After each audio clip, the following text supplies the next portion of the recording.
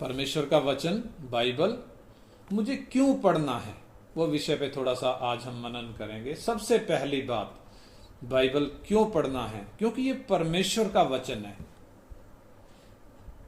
इस धरती पर जितनी भी किताबें हैं उन सब में केवल बाइबल ही है, केवल बाइबल ही है। ये एकमात्र ऐसी किताब है जिस पर भरोसा किया जा सकता है। क्यों? क्योंकि ये परमेश्वर का वचन है। इसमें लिखी हुई बात ये परमेश्वर की आवाज है। परमेश्वर का वचन कहता है, जब हम दूसरा पत्रस 1 अध्याय उसका 20 और 21 वचन पढ़ते हैं, दूसरा पत्रस 1 अध्याय उसका 20 और 21 वचन में ऐसे लिखा है, पर पहले यह जान लो कि पवित्र शास्त्र की कोई भी भविष्यवाणी किसी के अपने ही विचारधारा के आधार पर पूर्ण नहीं होती, क्योंकि कोई भी भविष्यवाणी मनुष्य की इच्छा से कभी नहीं हुई, पर भक्तजन पवित्र आत्मा के द्वारा उभारे जाकर परमेश्वर की ओर से बोलते थे। यानी ये वचन हमें स्पष्ट बताता है कि किसी मनुष्य की विचारधारा इस वचन में नहीं लिखी है। किसी मनुष्य की विचारधारा के आधार पर यह किताब नहीं लिखी गई है। इसमें मनुष्य के दिमाग की बातें नहीं है, बल्कि भक्तजन परमेश्वर के आत्मा के द्वारा उभारे जाकर परमेश्वर की ओर से बोलते थे। परमेश्वर जो कुछ बोलने के लिए उनको कहता था वही वो बोलते भी थे और उसको लिखते भी थे। इसलिए ये परमेश्वर का वचन है। इस किताब में जो कुछ भी लिखा गया, एक मात्रा भी, इसमें लिखी हुई एक बिंदु भी मनुष्य की बुद्धि की उपज नहीं है, बल्कि परमेश्वर के आत्मा की प्रेरणा से लिखा गया है। ऐसे में आपके मन में सवाल आएगा कि क्या सबूत है कि यह परमेश्वर का वचन है?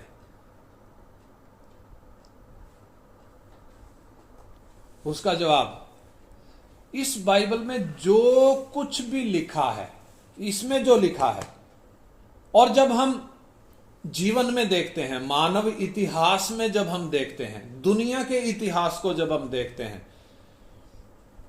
इस किताब में लिखी हुई बातें पूरी हुई हैं और आज वर्तमान समय में पूरी हो रही हैं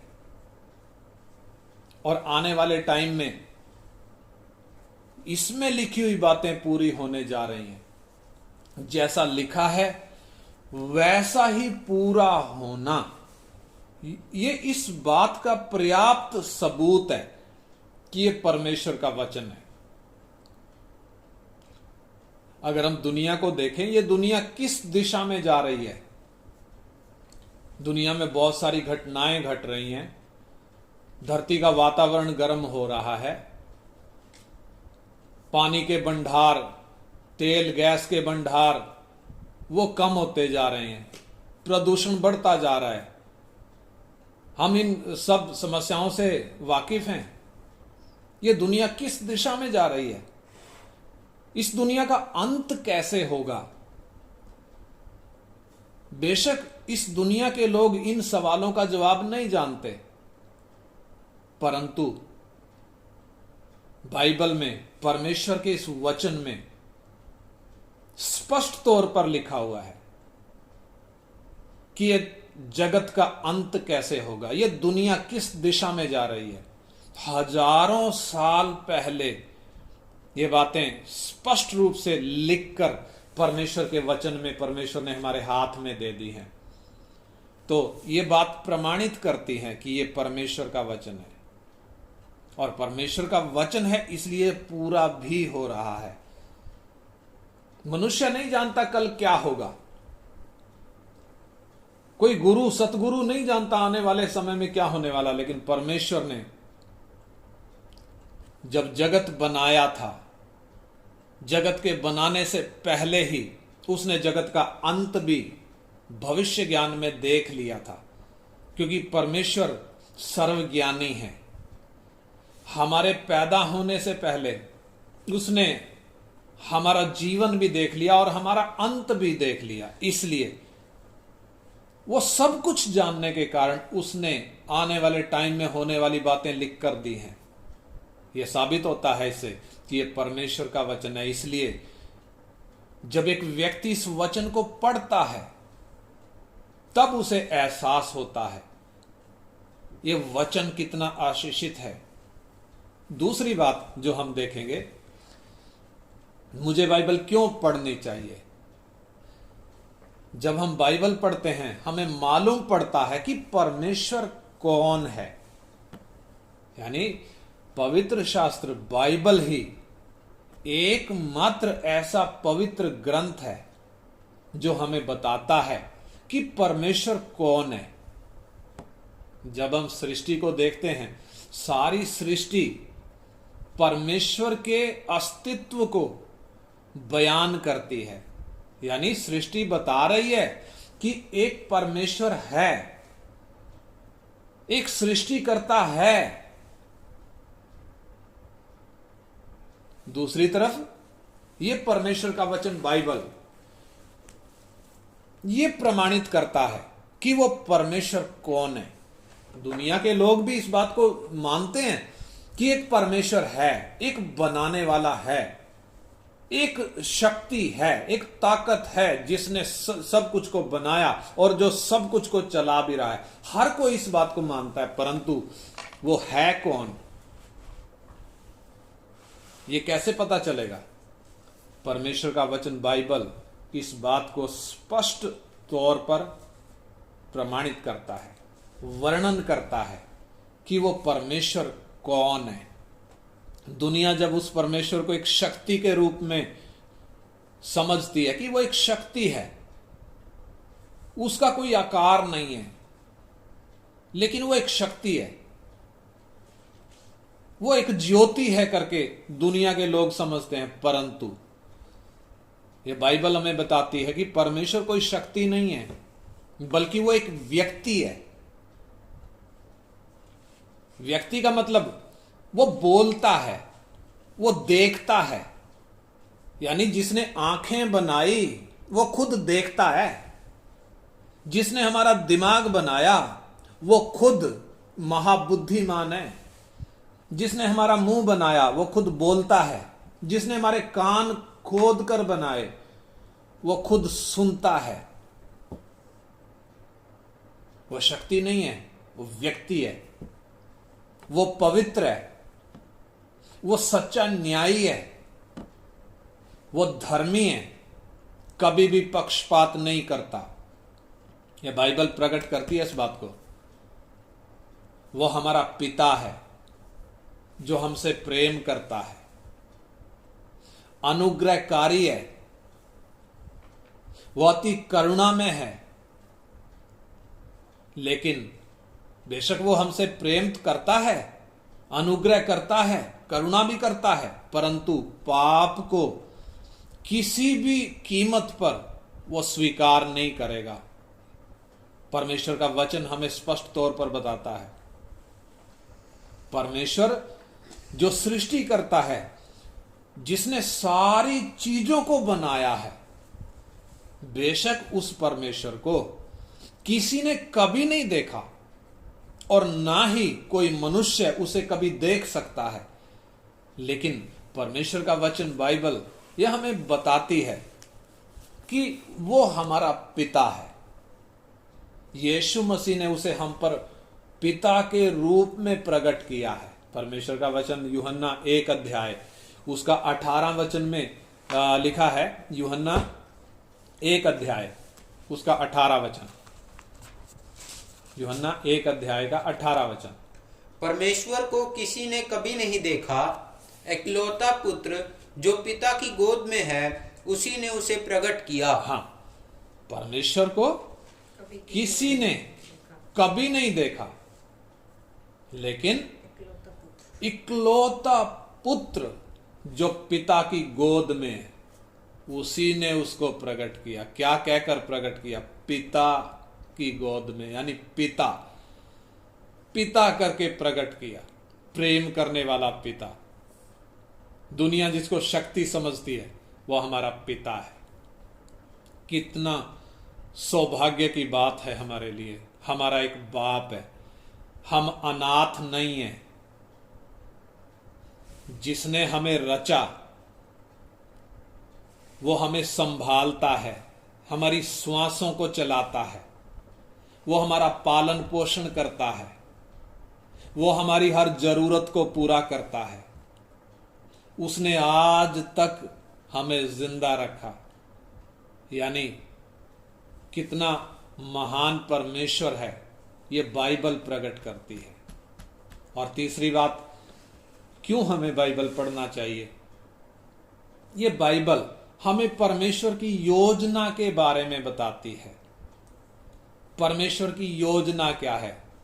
दुनिया को जब देखें या दुनिया की शिक्षा को जब हम देखें, साइंस क्या सोचता है,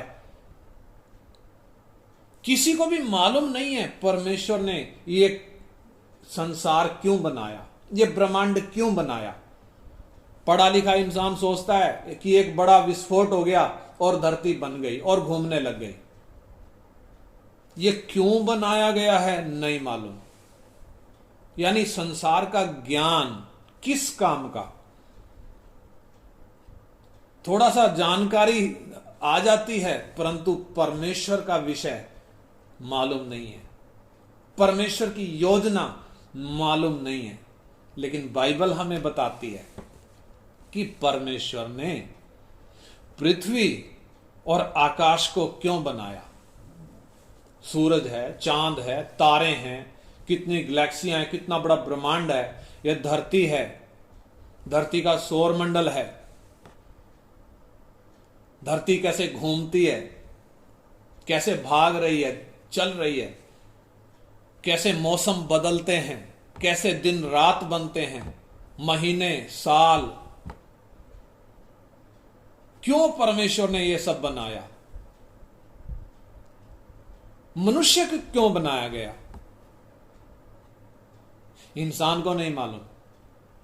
नहीं मालूम होने के कारण ही इंसान अपने शरीर की जरूरतों को पूरा करते करते करते एक दिन मर जाता है, क्योंकि मालूम नहीं है मुझे बनाया क्यों गया है।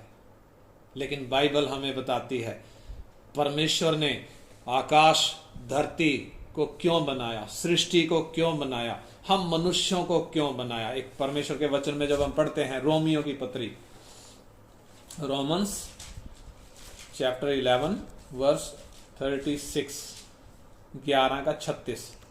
क्योंकि उसी की ओर से, क्योंकि उसी की ओर से, किसकी ओर से? परमेश्वर की ओर से, और उसी के द्वारा, और उसी के द्वारा, और उसी के लिए सब कुछ है, और उसी के लिए सब कुछ है। उसकी महिमा युगानुयुग होती रहे। उसी की महिमा युगानुयुग होती रहे। आमीन। आमीन। यानी इसको दोबारा मैं पढ़ता हूं, क्योंकि उसी की ओर से और उसी के द्वारा और उसी के लिए सब कुछ है।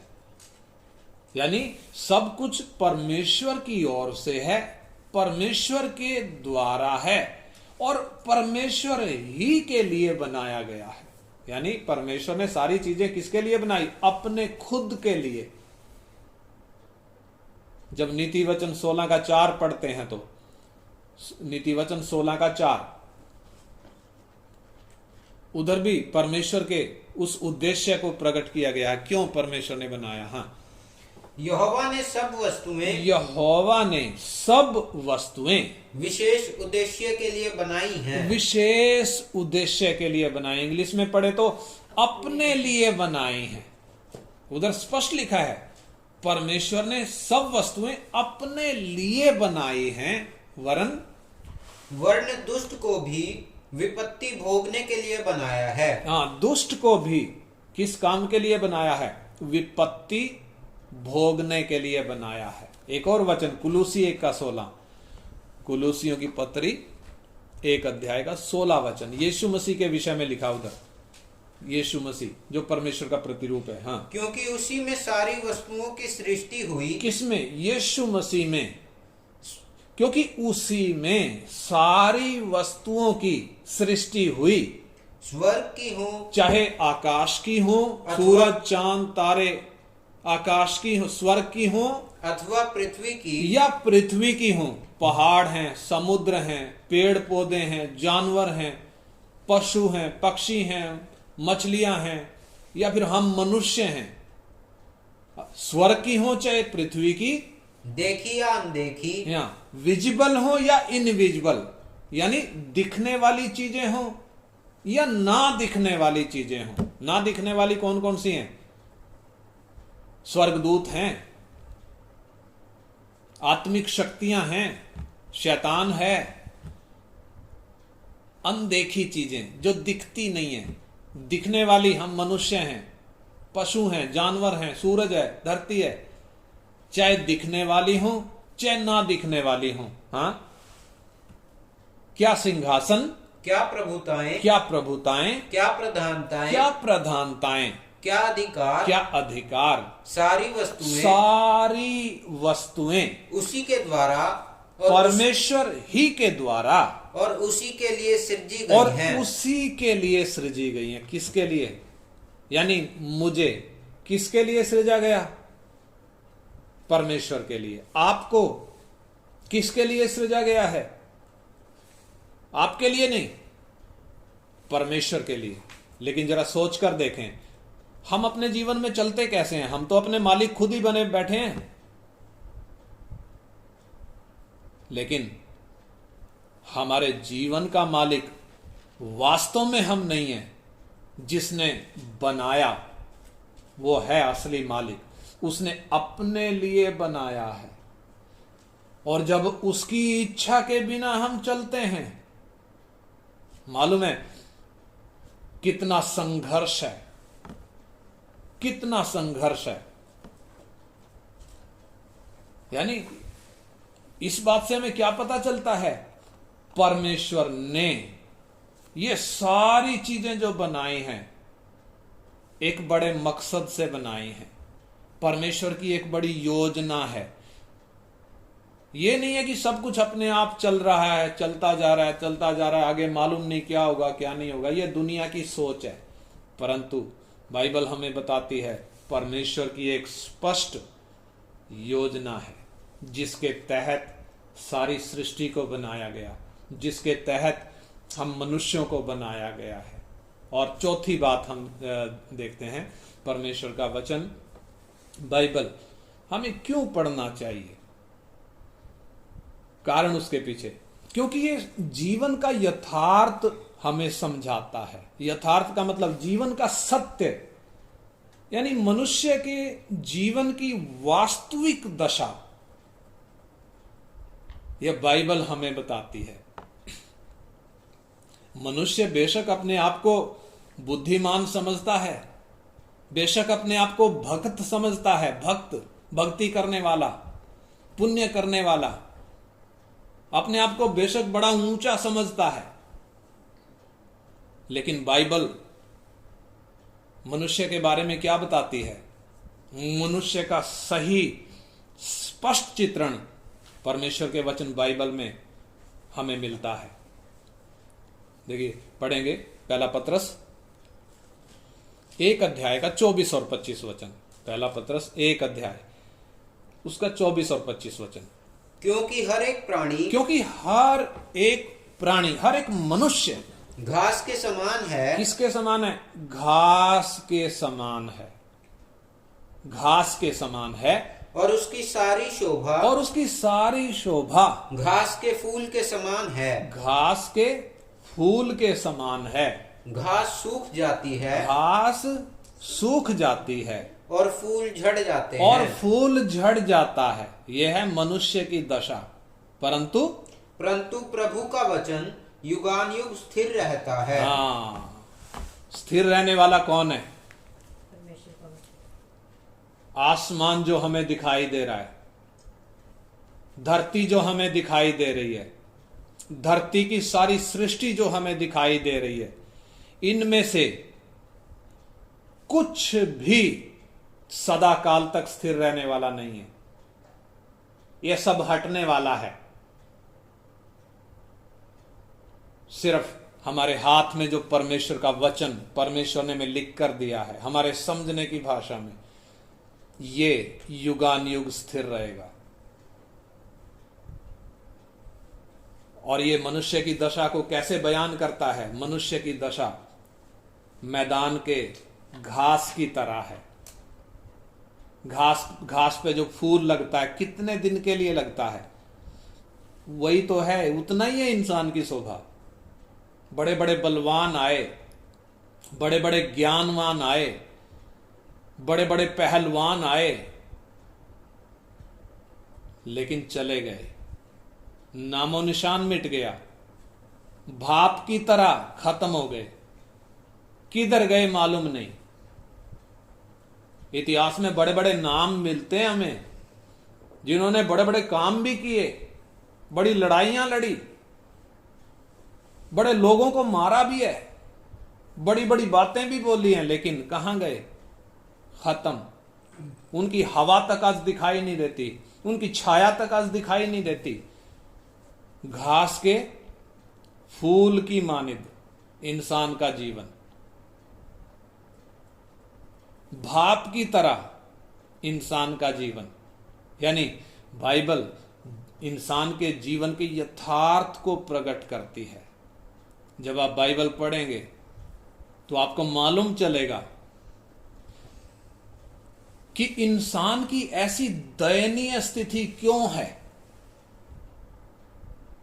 संसार में पाप आया कैसे, मनुष्य पाप करता क्यों है। अगर हम समाज में देखें, संसार में यदि हम देखें, लड़ाइयां हैं, भ्रष्टाचार है, व्यभिचार है, धोखेबाजी है, मिलावट, चोरी, हत्या, ये सब क्यों हो रहा है? जब हम समाचार पत्र उठाकर पढ़ते हैं या जब हम समाचार सुनते हैं, यही सब तो सुनने में आ रहा है। कोई अच्छी खबर तो है ही नहीं। ये सब क्यों हो रहा है? परमेश्वर का वचन बाइबल हमें बताता है कि ये स्थिति इंसान के अंदर जो पाप राज्य करता है, उसके कारण ये सारा कुछ हो रहा है। इंसान के अंदर कौन राज्य करता है? पाप राज्य करता है। इंसान पाप का गुलाम है। और ये पाप आया किधर से? परमेश्वर का वचन हमें बताता है। रोमियो की पत्री 5 अध्याय 12 वचन। रोमियो की पत्री 5 अध्याय का 12 वचन। इसलिए जैसा एक मनुष्य के द्वारा पाप जगत में आया और पाप के द्वारा मृत्यु आई, और इस रीति से मृत्यु सब मनुष्यों में फैल गई, क्योंकि सब ने पाप किया। हाँ, हमने क्या पढ़ा? इसलिए जैसा एक मनुष्य के द्वारा पाप जगत में आया, एक मनुष्य के द्वारा। कौन सा मनुष्य है? वो पहला आदम, जिसने परमेश्वर की आज्ञा को तोड़ा। और जिस दिन परमेश्वर की आज्ञा को तोड़ा, उसी दिन जीवन से उसका नाता टूट गया। उसी दिन परमेश्वर से वो अलग हो गया। उसी दिन पाप उसके अंदर आ गया। उसी दिन वो पाप का गुलाम बन गया। पाप का गुलाम बन गया, पाप का असर उसके जीवन में आ गया करके परमेश्वर जब उसको ढूंढते हुए अदन की वाटिका में आया, ये इंसान के वार्तालाप से हम समझ सकते हैं।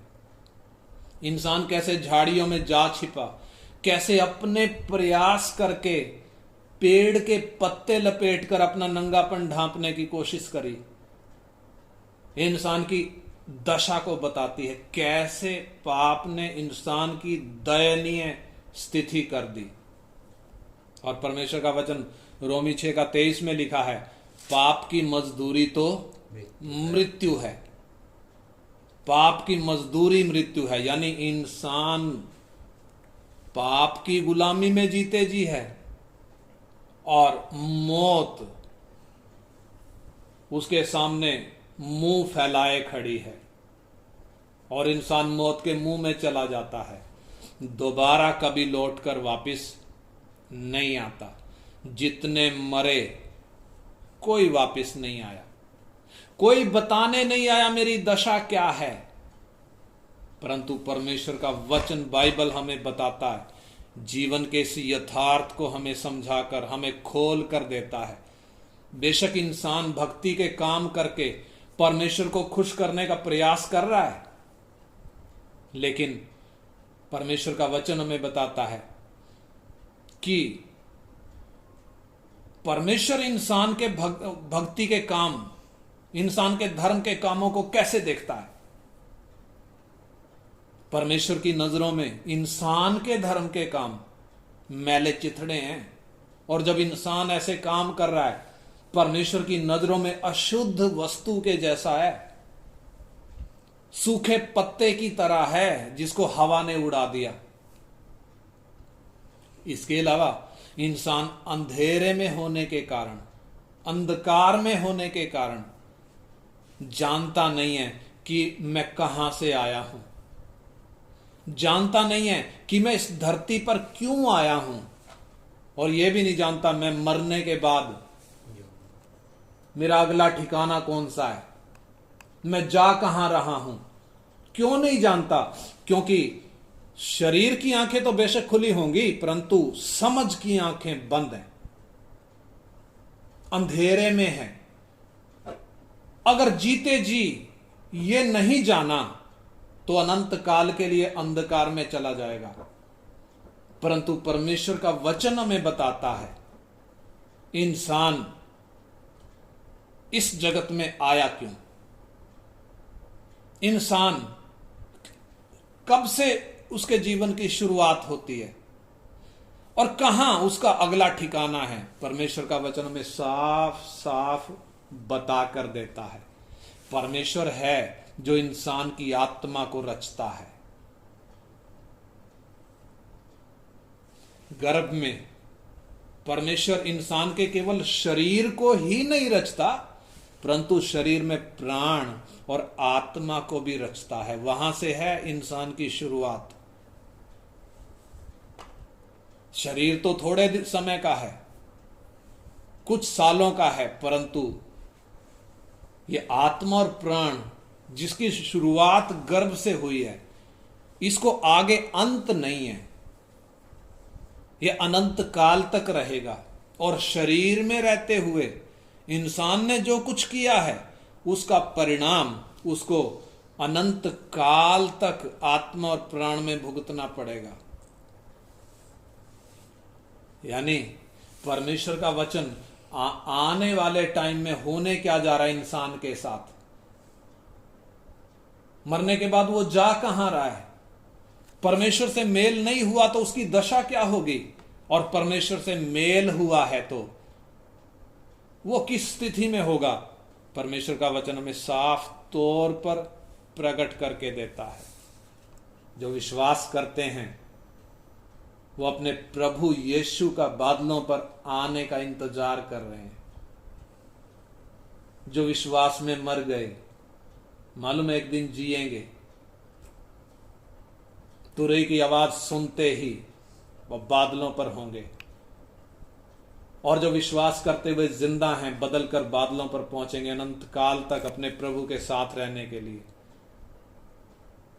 लेकिन जिन्होंने विश्वास नहीं किया, जीते जी जिनका मेल परमेश्वर से नहीं हुआ, जिनके पाप माफ नहीं हुए, परमेश्वर का न्याय, सफेद सिंहासन का न्याय एक दिन परमेश्वर ने ठहराया है जब परमेश्वर जगत का न्याय करेगा।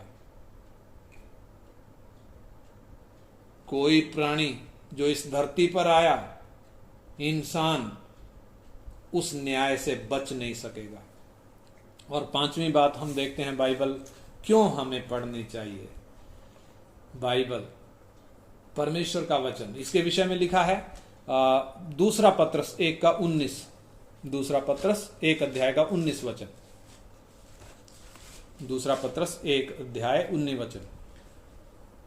हमारे पास जो भविष्यद्वक्ताओं का वचन है वो इस घटना से दृढ़ ठहरा। तुम यह अच्छा करते हो जो यह समझकर उस पर ध्यान करते हो कि वो एक दिया है जो अंधियारे स्थान में उस समय तक प्रकाश देता रहता है जब तक कि पो ना फटे और भोर का तारा तुम्हारे हृदयों में ना चमक उठे। हाँ, इधर हमने साफ साफ पढ़ा, हमारे पास जो भविष्यवक्ताओं का वचन है, ये भविष्यवक्ताओं का वचन है, भविष्यवाणी का वचन है, वो इस घटना से दृढ़ ठहरा। तुम ये अच्छा करते हो जो ये समझकर उस पर ध्यान करते हो कि ये एक दिया है, यानी एक दीपक है, ये एक ज्योति है जो अंधेरे स्थान में, कौन सा अंधेरा स्थान? ये जगत, अंधेरे से भरा हुआ जगत, इंसान की आंखें बंद हैं, यथार्थ जानता नहीं है, मालूम है मैंने एक दिन मरना है, मालूम है मैंने जो कमाया सारा इधर ही छोड़कर जाना है, फिर भी मरते दम तक अपने पेट के लिए ही प्रयास करता है। मैंने आगे जाना कहां है उसकी कोई चिंता नहीं है। भक्ति करता है तो इस स्वार्थ के साथ कि मुझे सुख मिल जाए, यानी इस अंधेरे भरे जगत में ये वचन तब तक उजियाला देता रहता है जब तक कि पो ना फटे, यानी जब तक सवेरा ना हो जाए, और भोर का तारा यानी यीशु मसीह जब तक चमक ना उठे तब तक ये प्रकाश दे रहा है। ये एक प्रकाश है, असली प्रकाश। जैसे सूरज का प्रकाश वो तो शारीरिक है, जब निकलता है तो हमें साफ साफ चीजें दिखने लगती हैं, और जब छिप जाता है तो हम कितनी भी लाइटें जला लें, दिन जैसा माहौल तो नहीं हो सकता। हम कितनी भी लाइटें जला लें, परंतु जब सूरज निकलता है हमें कोई लाइट जलाने की जरूरत नहीं होती। ऐसे ही आत्मिक प्रकाश भी है। ये वचन, परमेश्वर का वचन, ये आत्मिक प्रकाश है। जब एक व्यक्ति के जीवन में आता है, चमकता है, आंखें खुल जाती हैं, बुद्धि खुल जाती है, अपनी वास्तविक स्थिति दिखाई देने लगती है। यानी अब तक जो अपने आप को भगत समझता था, जब ये लाइट पड़ती है तो मालूम पड़ता है मैं भगत नहीं, मैं तो पापी हूं, मैं तो परमेश्वर के न्याय के अधीन हूं। कब? जब ये प्रकाश उस पर चमकता है, उसकी आंखों को खोल देता है। और छठी बात जब हम पढ़ते हैं जल्दी से ये वचन हमें बताता है कि हर एक इंसान को उद्धार की जरूरत है, क्योंकि हर एक इंसान पापी। हमने इससे पहले पढ़ा, हर एक इंसान पापी है। हर एक इंसान को उद्धार की जरूरत है, यह बाइबल हमें बताती है।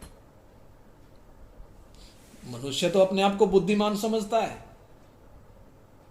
उसको मालूम नहीं है मेरी वास्तविक स्थिति कैसी है, परंतु परमेश्वर का वचन हमें बताता है कि मनुष्य को परमेश्वर से मेल यदि करना है, तो मनुष्य को यदि सत्य जानना है, तो अपने पापों की माफी पानी है, तो जीवन से उसका मेल होना है, तो यह बाइबल हमें बताती है रास्ता कौन सा है। बाइबल हमें बताती है मनुष्य को उस उद्धार की जरूरत है, और उसके लिए एक ही रास्ता है। प्रेरितों के काम 4:12 प्रेरितों के काम 4:12 प्रेरितों के काम 4:12 में लिखा है, किसी दूसरे के द्वारा उद्धार नहीं, क्योंकि स्वर्ग के नीचे मनुष्यों में और कोई दूसरा नाम नहीं दिया गया जिसके द्वारा हम उद्धार पा सकें। और कोई दूसरा नाम नहीं है, उद्धार पाने के लिए केवल एक ही नाम है, प्रभु यीशु मसीह। परमेश्वर का वचन बाइबल हमें साफ तौर पर इस बात को बताता है। लास्ट बात हम देखेंगे आज के लिए, 7वीं बात, परमेश्वर की पहचान इस वचन के द्वारा हमें होती है। जब आप बाइबल पढ़ते हैं और जब आप परमेश्वर के वचन को समझते हैं, जानते हैं, तो परमेश्वर जब आपसे बात करेगा, आप परमेश्वर की आवाज को पहचान पाएंगे। नहीं है तो संसार का जो हाकिम है शैतान और उसकी जो अंधकार की शक्तियां हैं, अपने आप को परमेश्वर बोलकर आपको बड़ी आसानी से भरमा सकती हैं, धोखा दे सकती हैं। आज कितने लोगों के पास ये बाइबल होने के बावजूद इसमें लिखा क्या है उनको मालूम नहीं है, क्योंकि इसको पढ़ते नहीं है, इसको सीखते नहीं है। बाइबल तो है, घर में है, लेके रखी हुई है, परंतु इसमें लिखा क्या है मालूम नहीं है। इसको सीखने का मन नहीं है, इसको पढ़ने का मन नहीं है, इसलिए शैतान के धोखे में फंस चुके हैं। शैतान अपने आप को यीशु बोलकर एक दूसरा ही यीशु उनको भरमा कर ले गया है। कौन यीशु? जो बोलता है मैं चंगा करने वाला यीशु, आशीष देने वाला यीशु, नौकरी देने वाला यीशु। उद्धार से कोई नाता नहीं, परमेश्वर से कोई नाता नहीं, मन फिराने का कोई मन नहीं। यानी जब आप ये वचन पढ़ते हैं, जब आप इसको सीखते हैं, तो आपको एहसास होगा परमेश्वर की आवाज कौन सी है और शैतान की आवाज कौन सी है। मन में उत्पन्न होने वाले विचार किसकी तरफ से हैं? क्या ये परमेश्वर की आत्मा की तरफ से विचार आया है, या ये शैतान का तीर है, या ये मेरा अपना खुद का विचार है? कैसे हमें मालूम पड़ेगा? जब हम परमेश्वर का वचन ध्यान से पढ़ते हैं, समझते हैं, सीखते हैं। जब तक आप बाइबल का अध्ययन सही तरीके से नहीं करेंगे, इसको सीखने में जब तक आप टाइम नहीं देंगे, तब तक इस वचन को समझना असंभव है। यह समझ में नहीं आएगा। सुनने से तो थोड़ा कुछ ही समझ में आएगा। जो बताने वाला बता रहा है वो तो सारी बातें तो बता नहीं सकता, सारी बातें नहीं बता सकता। वो तो 1% बात ही बता पाएगा, बाकी बातें तो हमने इसमें से पढ़कर समझनी है। लेकिन इसको पढ़ेंगे टाइम लगाकर, लगन से, मेहनत के साथ जब हम इसको सीखेंगे, तभी हमारे समझ में आएगा, तभी हमारी बुद्धि खुलेगी, तभी हमारी समझ खुलेगी, तभी हमें परमेश्वर के साथ के उस संबंध का एहसास होगा, तभी हमें हमारी वास्तविक स्थिति एहसास होगी, और तभी हम मन फिरा पाएंगे। जब ये वचन हमारे समझ में आएगा, ना केवल हम अपना ध्यान रख पाएंगे, ना केवल हम ध्यान से चलेंगे इस वचन के अनुसार, बल्कि हम दूसरों के लिए भी प्रेरणा का कारण बन सकते हैं। दूसरों को भी ये बेशकीमती खजाना दूसरों के साथ भी हम बांट सकते हैं।